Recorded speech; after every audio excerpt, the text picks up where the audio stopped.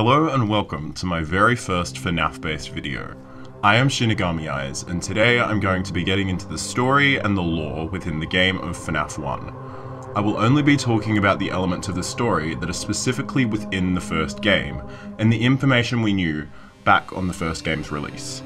If you'd like to see me get into the lore within the other games and other FNAF media, give this video a like.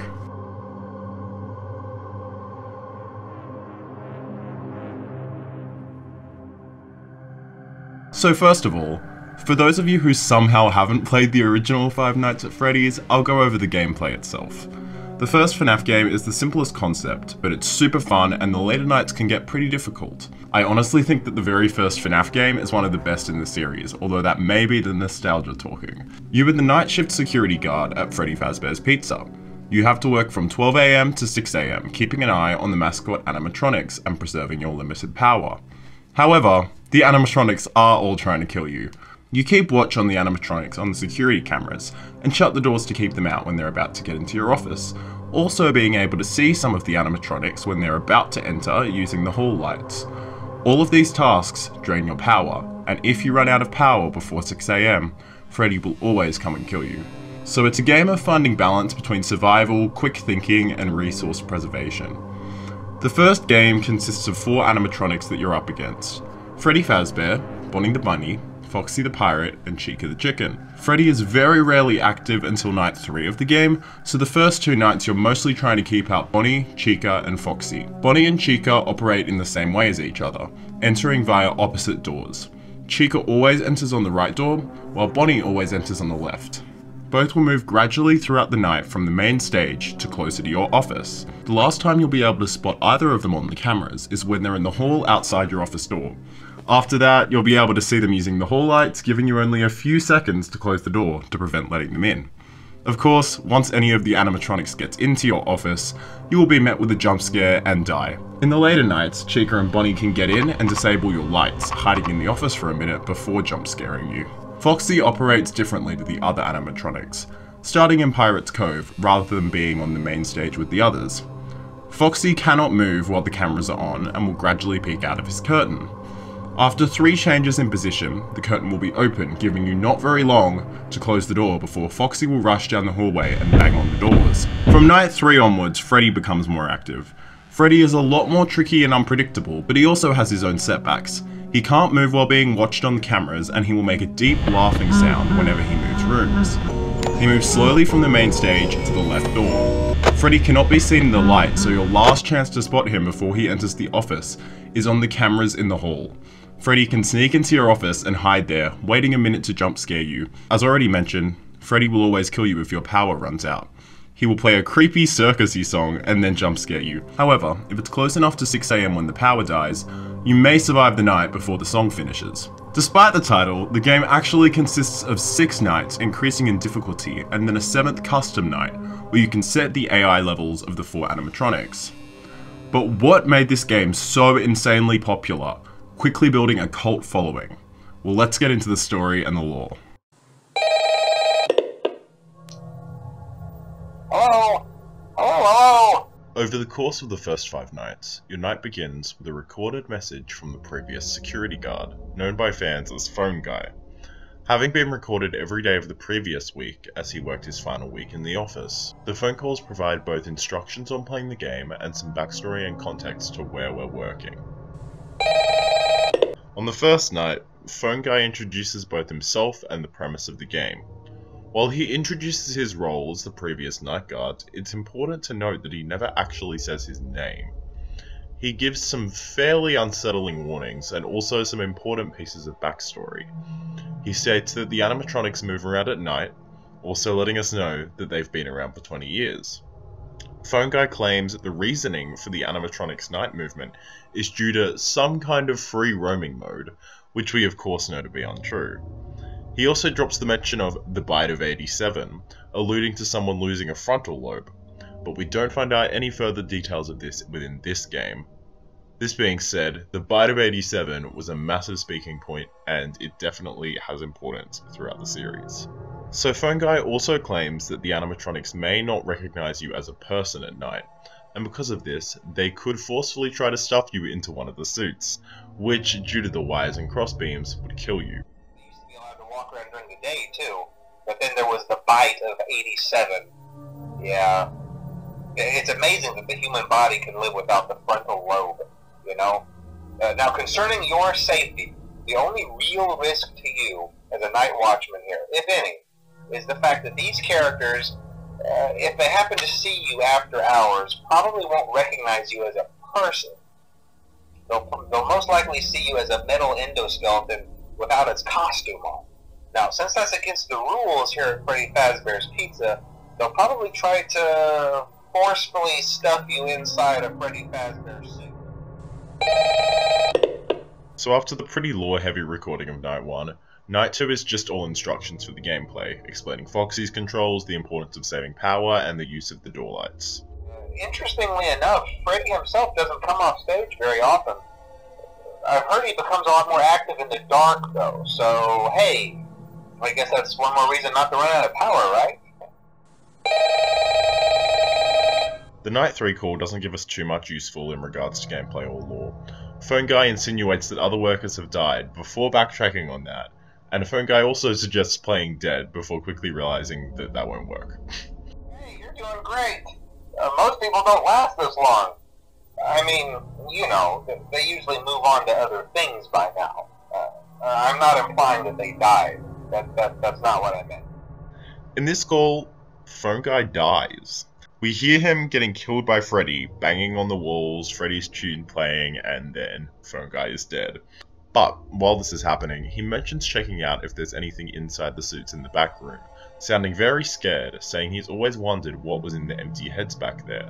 This is a pretty big moment. The dude instructing us this whole time is just being killed doing what we're doing. Spooky stuff.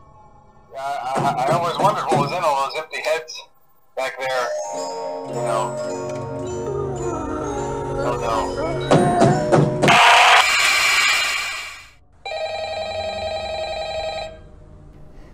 On the fifth night, Phone Guy is of course dead, so there are no further recordings from him. But we still get a call, which is very concerning, considering no one living is in the building at this point. The call sounds like garbled, static, demonic noises, and seems entirely nonsensical. However, fans have noticed that reversed, it sounds like an excerpt from Autobiography of a Yogi. This quote being, "It is lamentable that mass agricultural development is not speeded by fuller use of your marvelous mechanisms.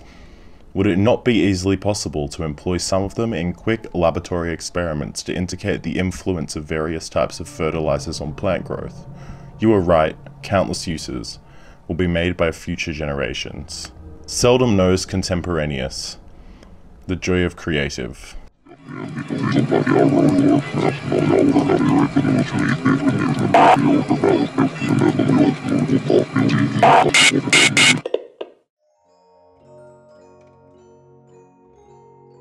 Over the course of the first game, you're able to earn 2 paychecks and 1 termination notice. After completing Night 5, you will receive a paycheck for the week's work, on an end screen saying, "Good job, sport, see you next week." The payslip gives you a couple of details about yourself and your work. Your character is called Mike Schmidt. You were paid only $120 for the week by Phasma Entertainment, with the memo valued employee. The date you get paid is the 12th of November, however the year is left blank. While speculation was made assuming the week ended on a Friday, people soon realized that the payday could be any day of the week, meaning it's not possible to deduct the year with certainty just from this. After completing Night 6, you'll be met with another end screen reading, "Good job, sport, you've earned some overtime." A lot of the details on this check are similar to the one on Night 5. Your name is Mike Schmidt. For this day you get paid $120.50 by Fazbear Entertainment, with the memo Employee of the Month. The date of this check is the 13th of November. After finishing a night on the custom night setting, Night 7, you will receive a notice of termination. This is a pink slip with the title, "Notice of Termination, You're Fired." The reasons written are tampering with the animatronics, general unprofessionalism, and odor. Then, "Thanks, management," written underneath. The tampering with the animatronics is of course due to the customizing of the AI levels, and one could observe that the odor would be due to tampering with the animatronics, and what's inside them. This being the final night, the game and the story of your character working at Freddy's wraps up due to your firing. As the very first night of the game begins, you will be met with a newspaper article describing your new job. This article reads, "Help wanted, Freddy Fazbear's Pizza. Family pizzeria looking for security guard to work the night shift, 12 AM to 6 AM. Monitor cameras, ensure safety of equipment and animatronic characters. Not responsible for injury or dismemberment. $120 a week. To apply, call 1-555-FAZ-FAZBEAR." This article mostly sets up your role in the game, with the concerning note of a lack of legal responsibility in the case of dismemberment. The articles around the side of this article are blurred, and I couldn't actually find any images of the unblurred articles. However, I found on r/Five Nights at Freddy's, user friend_Aaron found the newspaper clipping in the survival logbook, which isn't blurred, and they said that the article's right. Blah blah blah blah blah. This ad has nothing to do with anything relevant to the game, blah blah blah blah blah. Chances are you won't make it past night 3, blah blah, yakety yakety blah blah. This probably isn't the best choice of a summer job, since you most likely won't survive the week. I'll recommend being a cashier, backboy, or work in a warehouse. Those are all very respectable jobs, and you probably won't be killed doing them. Well, you might, but it would be unlikely, blah blah. So basically this is just kind of a irrelevant thing. So there isn't too much in this newspaper article, but we actually find out a lot more through hidden newspaper articles in the game. The majority of lore and story found within this game are within the 4 hidden newspaper clippings. The rules for safety poster in the east hall corner will randomly change occasionally to one of these 4 articles. Kids vanish at local pizzeria, bodies not found. 2 local children were reportedly lured into a back room during the late hours of operation at Freddy Fazbear's Pizza on the night of June 26th. While video surveillance identified the man responsible and led to his capture, the following morning the children themselves were never found and are presumed dead. Police think that the suspects dressed as a company mascot to earn the children's trust. So we know that children disappeared here, their bodies were never discovered, and furthermore, the suspected murderer used a company mascot costume to commit the crime, really setting this off-putting and eerie vibe of the game. We can already tell that things are not quite right, and this dark history suggests a sort of haunting. Local pizzeria threatened with shutdown over sanitation. Local pizzeria Freddy Fazbear's Pizza has been threatened again with shutdown by the health department over reports of foul odour coming from the much-loved animal mascots. Police were contacted when parents noticed what appeared to be blood and mucus around the eyes and mouths of the mascots. One parent likened them to reanimated carcasses. So these 2 articles pretty clearly piece together the connection between the missing children and the creepily haunting animatronics. Not only are these animatronics haunted by the missing children, the bodies of these dead children have been hidden inside the mascots. The animatronics we are trying to not get murdered by are dead body filled and haunted by murdered children. 5 children now reported missing, suspect convicted. 5 children are now linked to the incident at Freddy Fazbear's Pizza, where a man dressed as a cartoon mascot lured them into the back room.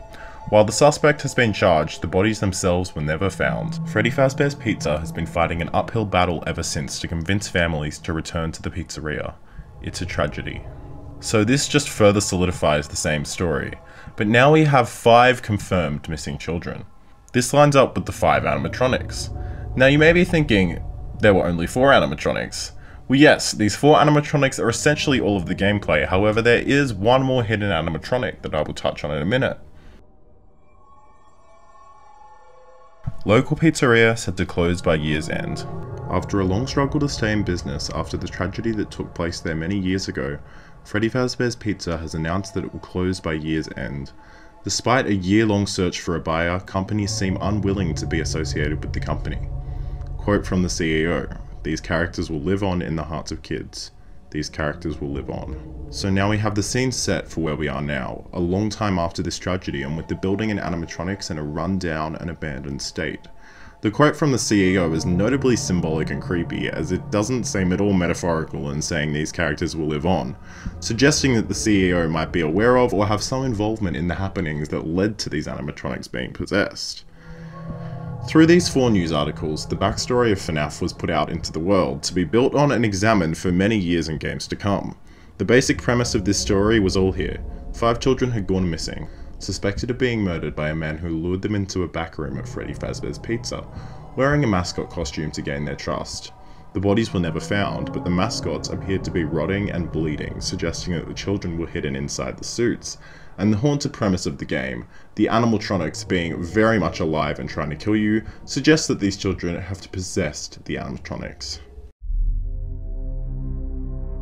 The aforementioned 5th animatronic within the game is Golden Freddy. Golden Freddy, named Yellow Bear in the first game's game files, very rarely appears. There is a 1 in 100,000 chance every time you open the camera onto Cam 2B that the Freddy poster on the wall will turn into the face of Golden Freddy. This will be followed by a child's laughter, and when you next enter the office, Golden Freddy will be sitting there. You'll experience the "it's me" hallucinations that I will discuss shortly, and you'll only have a few seconds to flip up your monitor before Golden Freddy will kill you.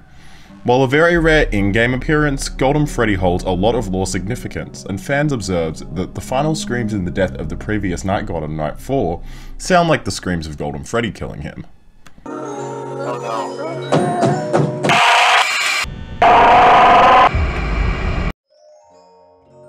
Upon the release of the first game, there was much speculation around what the hidden "it's me" messages are alluding to. Within the game, you will randomly hallucinate. These hallucinations include the written text "it's me" and flashes of Freddy and Bonnie's faces. While this could have just been a spooky "hey, it's me, I'm here," fans looked further into this and suspected it to be more deeply tied into the story and lore. And they were right, but that won't be revealed within this game. The "it's me" messages also appear 1 in 10 times when Foxy's curtain is open.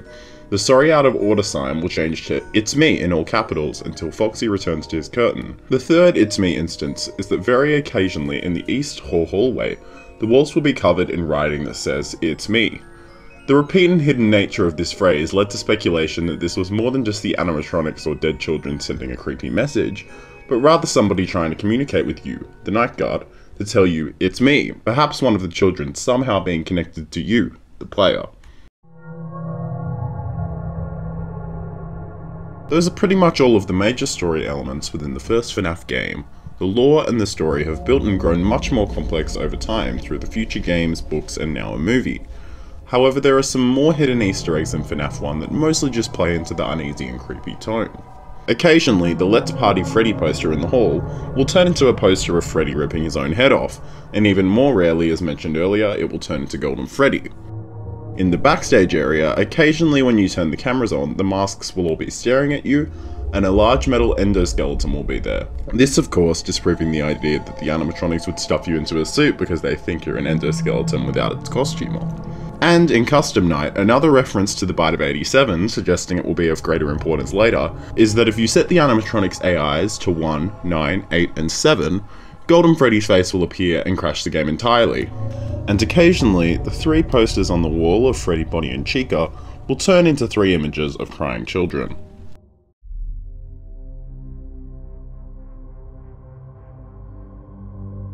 So, that's the lore of FNAF 1. I thought before wrapping up this video, I'd discuss a little bit about the aesthetics and design of this game because it really makes up a vital part of FNAF. Firstly, I'll discuss the 5 animatronics. Chica is a massive yellow chicken. She has massive creepy purple eyes and a large orange beak that is often left hanging open as she stares at the camera, revealing an unsettling row of teeth. Her colouring is fading and dirty, showing the wear and age of the animatronics, and she wears a white bib with "Let's Eat" written on it. When standing on the main stage, Chica holds her pink cupcake with a face, who has more relevance in future games.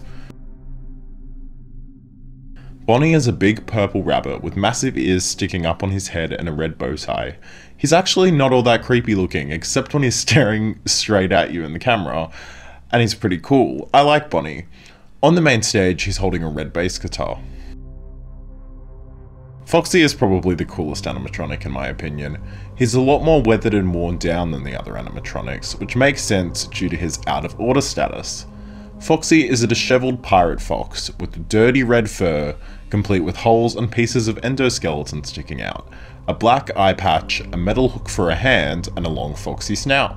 He is often looking at you with his mouth hanging open extremely wide, revealing his row of long, sharp, pointy teeth. Freddy, the game's namesake, is a pretty simple and classic animatronic that I think is the perfect mascot for the game. He's a big brown bear with round sinister blue eyes and bushy fire-red eyebrows, adorned with a black bow tie and top hat. He can often be seen on camera as just glowing eyes hiding in the dark as he eerily laughs and moves around the restaurant. On the main stage, Freddy can be seen holding a microphone. Golden Freddy, the hidden animatronic in the game, is just Freddy but golden and with black eyes. The first game is set in a run-down, dishevelled Freddy Fazbear's Pizza. The room that you are in, the security office, is a small, dirty room. There are two slammed-down metal doors on either side of you with two big square buttons on each side for the door and the light. Both doors are next to identical big rectangular windows which you can use the light to see out of when the door is closed. There are cords and wires going everywhere and cobwebs all over the place. Your desk is silver rusty metal with two drawers, and atop it is a constantly whirring dingy fan, multiple monitors, and scraps of rubbish. The room is only lit by a dim overhead light, and the floor is checkerboard matching this small bit of wall over here. On the wall is a large poster with Freddy, Bonnie and Chica performing on stage, underneath the word "Celebrate", as well as many drawings done by children.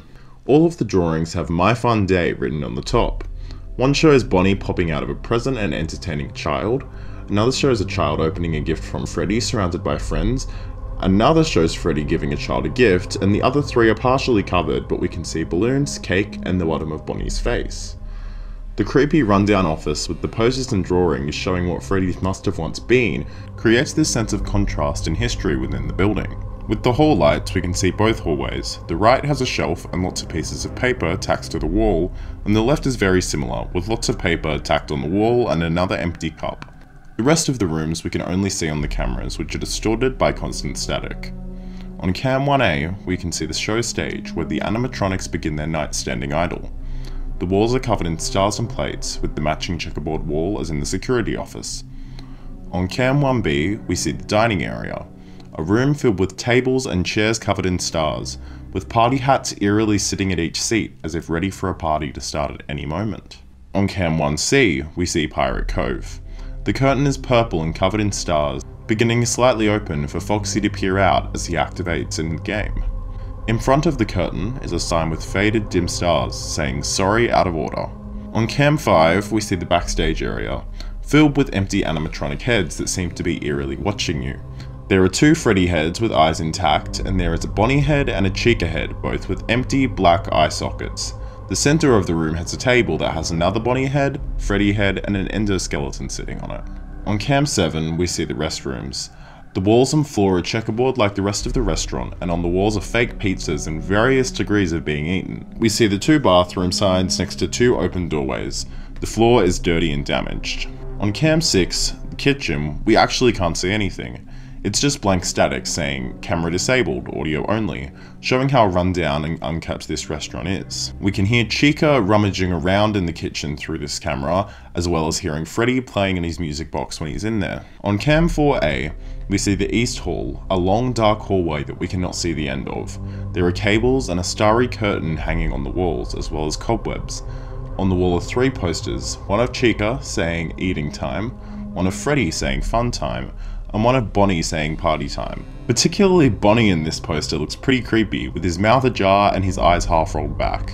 On Cam 4B, we see the East Hall corner. This room is especially dirty, covered in papers on the floor, damaging and wear on the checkered walls and floors. There is more of the stars on the wall, and a poster saying rules for safety with some pretty standard rules, although notably, one is "Don't touch Freddy". On Cam 3, we see the supply closet. The camera is right next to a dingy light bulb hanging from the wall and dimly illuminating the room. The walls are covered in stains, and there is a broom and vacuum against the wall. On the other side of the wall is a shelf that seems to be filled with some sort of bottles. On Cam 2A, we see the West Hall, a long hallway that seems to be leading to the front of the dining area, as we can see tables and party hats at the end. We see the entrance to the storage room on the left, and the classic FNAF checkered and star walls. On the left wall are more children's drawings of the animatronics with "My Fun Day" written on top. These actually look to be the same drawings as the ones in the security office, with a few more, including a drawing of Freddy performing, a massive cake, and a family. On Cam 2B, we see the West Hall corner, another messy area, with wear and damage on the walls. There is a small glass table covered in papers and an empty cup. The back wall is covered in pieces of paper that are covered by cables and wires, and on the back wall is a poster of Freddy singing that says "Let's Party." Well, that is everything for FNAF 1. I hope you enjoyed this video, and let me know in the comments if there was anything that I missed.